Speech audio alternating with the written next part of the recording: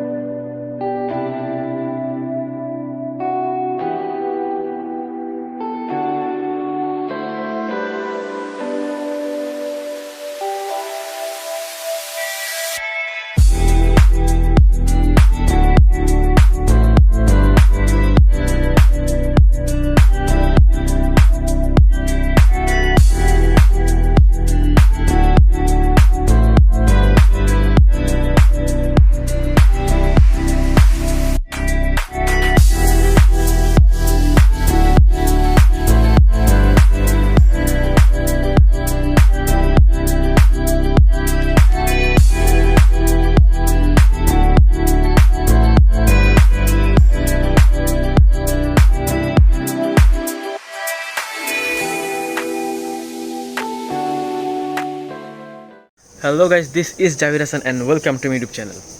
এই ব্লগটা যখন আপলোড হয়ে যাবে অতদিনে ঈদও শেষ, নববর্ষ শেষ। তাও তোমাদের সবাইকেই ঈদ মোবারক আর শুভ নববর্ষ। আর এই ব্লগটা টোটালি হইল যে ঈদে বাড়িতে আসছি, কি মজা করতেছি, কি করতেছি না করতেছি, ইটস অল অ্যাবাউট দ্যাট। তো তেমন স্পেশাল কিছু নাই, বাট যেহেতু ব্লগ জাভির হাসান করতেছে একটু তো মজা হবে, এটা সবাই জানো। এটা প্রত্যেক ব্লগে আমার নতুন করে বলার কিছু নাই। নিঃসন্দেহে তুই ঠিক কথা বলেছিস।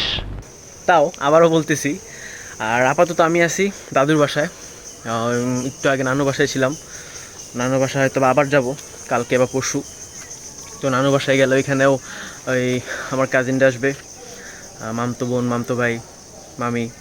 তো ওই ব্লগটাও মজাই হবে, ওই ব্লগটা না মানে এই ব্লগটাই মজাই হবে। তো ওই ক্লিপগুলো পরে দেখবা।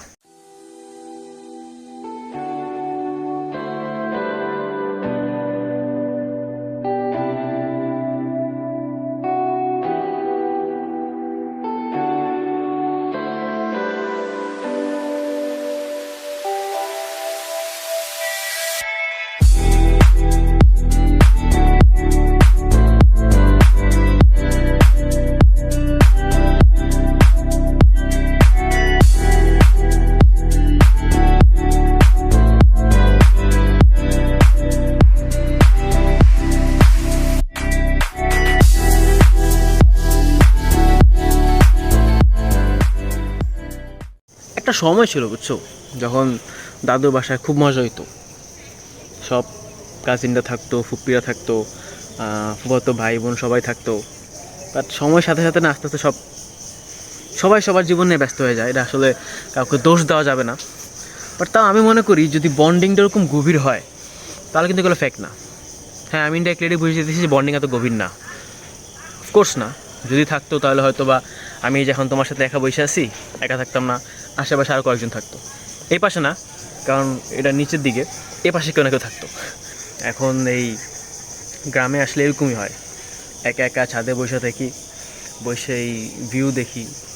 খুবই সুন্দর একটা ভিউ। আকাশটা যদি তোমাদেরকে দেখাই, আকাশটা দেখো, দেখলেই তো ভালো লাগে। তো এগুলো দেখতে থাকি, সময় কাটা যায়। আর করার মতো কিছু নাই, শুই, খাই, দাই, ঘুমাই, চাচি রান্না করে খাই। চাচির হাতে শ্যামাইটা অনেক মজা। আমার এখনও মনে হয় সেই শুরু থেকেই আমি গ্রামে আসলেই ভাত কী খাবা, শ্যামাই রান্না করো। তো এই জিনিসগুলো কনস্ট্যান্ট। তো এই জিনিসগুলো কিছুটা একটু পুরানো আগের দিনগুলোর ভাইব দিলেও এক্স্যাক্ট ভাইবটা পাওয়া যায় না, কারণ মানুষগুলো নাই। কারণ আমি সবসময় একা খাইতাম না, সাথে আমার ফুফাতো বোন ইতি থাকতো, পিঙ্কি থাকতো। ওরা নাই। কারণ আমি যেটা বলতেছিলাম, কেউ কেউ জামাই নিয়ে বিজি, কেউ হুদাই বিজি। কারণ কারা হুদাই ব্যস্ত, যদি ব্লগ দেখে থাকো তারা বুঝে যাবে অটোমেটিক তাদেরকে আমি বলছি যে হুদাই ব্যস্ত। হ্যাঁ, তোরই বলছি। তো থাক, এখন সবারই লাইফ আছে, সবারই আলাদা রিজন থাকতে পারে। আমি তো জাস্ট আমার তো বইলে গেলে হবে না, সবারটা দেখা লাগবে। তো দেখতেছি, সামনেও দেখতে থাকবো, তোমরাও দেখতে থাকো। ব্লগটা একটু বোরিং লাগতে পারে, কিন্তু কি করব, ভালোই লাগে না, মন মেজাজ ভালো না। তার উপরতে পড়ছে ঠাড়া মারা গ্যারাম। ধ্যাৎ, গ্যারাম বলি কিসের জন্য, গরম, ঠাড়া মারা গরম।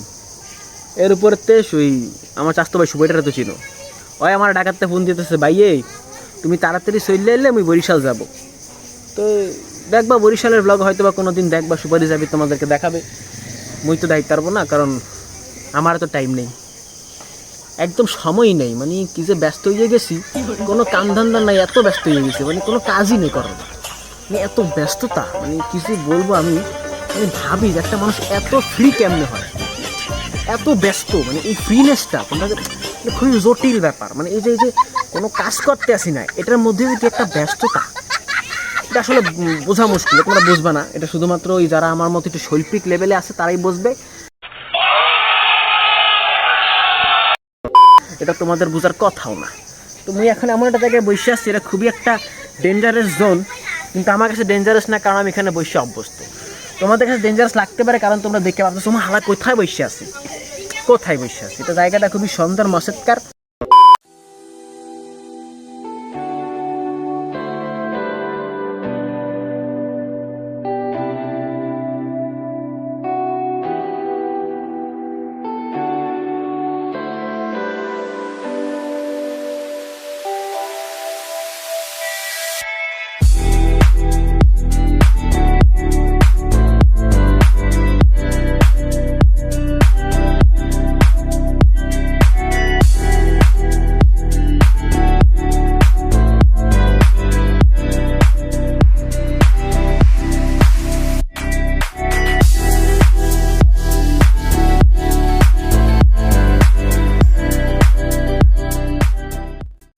ভার্সিটি, ক্লাস, কুইজ এই সব বাদ ঈদের ছুটিতে আসছি গ্রামে মজা করতে। বাট আসলে কি মজা আমরা করতেছি? সবার উদ্দেশ্যে বলবো না, বাট আমার মনে হয় কেউ কেউ আমার সাথে রিলেট করতে পারবা যে এখন আর গ্রামগুলো আগের মতোই গ্রামের ভাইব দেয় না। এখন গ্রামে আসলেও শহর শহরই লাগে, আগের মতো মজা হয় না, আগের মতো মানুষগুলো নাই। বললাম মিলি যেটা বলছিলাম, সবাই না ব্যস্ত হয়ে গেছে। বাট দিন চলে যায়, আমরা মানায় নেই, মানতে শিখে যাই, তো নাথিং নিউ।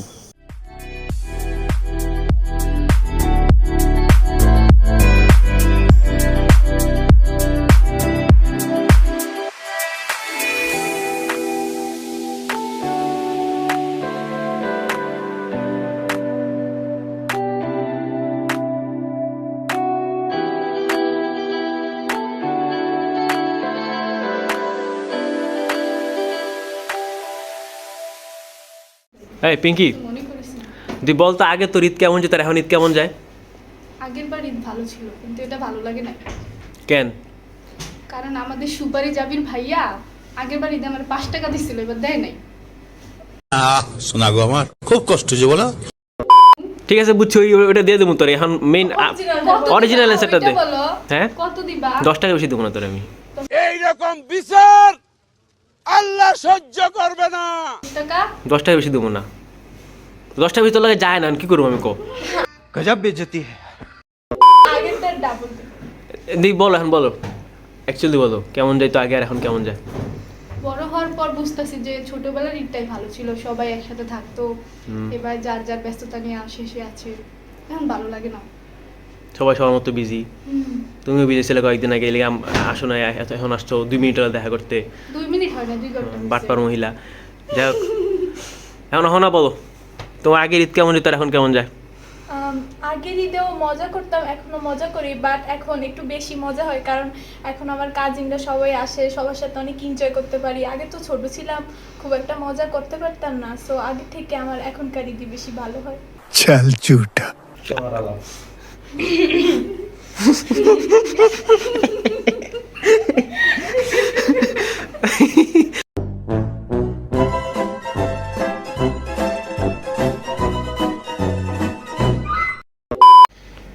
এই ময়ূরী, তোমার আগে ঈদ কেমন যেত এখন কেমন যায়? আগের ভালো যাইতো, কারণ আম্মু পাশের বাড়ির ছোট ভাইয়ের সাথে ঘুরতে যেতে দিত। হ্যাঁ, এই সরি কাট।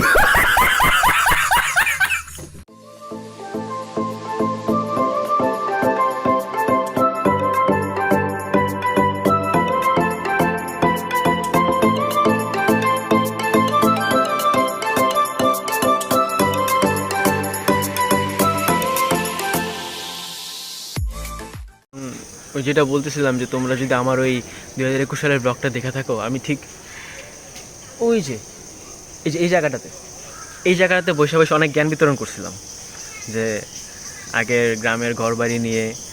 তো তোমরা ব্লগটা দেখো, এই ব্লগটা দেখলে ভালো লাগবে, আর আমার চেহারা কিছু চেঞ্জেস দেখতে পারবো এই ব্লগে দেখলে। তো জীবন এই 3 বছরে অনেক বদলাই গেছে, অনেক মানুষ হারাই গেছে, অনেক মানুষ নতুন আসছে, তারপর জীবনের অভ্যন্তরীণ অনেক কিছুই চেঞ্জ হয়ে গেছে, সবার লক্ষ্য চেঞ্জ হয়ে গেছে, মানুষ কমে গেছে। আর এগুলো আমি মনে করি এগুলো একটা পার্ট, এগুলাই জীবনের পার্ট, এগুলাই হয়, এগুলাই হবে।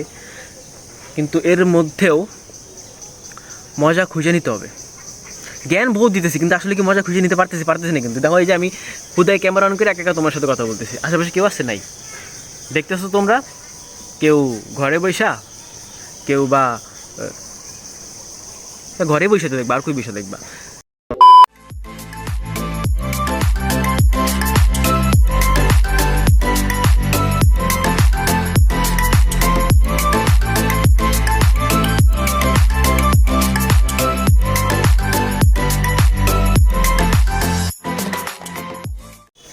হঠাৎ তোমার সাথে কথা বলতে বলতে আমার একটা কথা মনে পড়লো, সেটা হইলো অনেকেই বলে, লাইক অনেক বলতে ম্যাক্সিমাম আমার যারা আমার ভিডিও দেখে, যারা আমার ক্লোজ ফ্রেন্ডরা আছে, ক্লোজ বড় ভাইরা আছে, ওরা আমার প্রায় বলে যে তোর ভিডিও খুব সুন্দর হয়, তোর ভিডিও এডিটিং পুরাই প্রফেশনাল লেভেলের, বাট তোর ভিডিওতে রিচ নাই। আমার মনে হয় তোর কন্টেন্টের জোর নাই। এটা মাঝে মাঝে আমারও মনে হয় কন্টেন্টের কোনো জোর নেই, কিছু একটু ডিফারেন্ট করা লাগবে। এই খালি ক্যামেরা অন করে তোমার সাথে পক পক পক পক করে আসলে কিছু হইতেছে না। হয়তো তোমরা অত মজা পাইতেছো না, বা আমি অতটা এন্টারটেন করতে পারতেছি না, এটা কি আমার ব্যর্থতা নাকি তোমাদের বোঝার ব্যর্থতা? হয়তো আমি বসতে আসি না, তোমাদের ব্যর্থতা হবে। আমি আমি আমি আমি আমি জোস, আমি ভুল করতেই পারি না। এই তো যখন এবং আমার ফিডব্যাকগুলো আসে যে তোর তো ভিডিওতে এরকম রিচ নাই, এতদিন ধরে ব্লগ করতেছো, সাবস্ক্রাইবার এত বেশি না, আমি এগুলো না কখনো মাথা ঘামাই না আসলে। কারণ অনেস্টলি একদম শুরুতে আমি ইউটিউবটা চালু করছিলাম হয়তো বা এই এক্সপেকটেশন নিয়েই যে একদিন অনেক বড় ইউটিউবার হবো, অনেক টাকা কামাবো। সেই আজান দিতেছে, আজানের পর আবার আসতেছি, ততক্ষণ পর্যন্ত একটু হোল্ডে থাকো। তোমাদের হোল্ডে থাকা লাগবে না, কারণ তোমাদেরকে তো আমি ট্রানজিশন দিয়ে নিয়ে যাবো, আমি হোল্ডে থাকতেছি।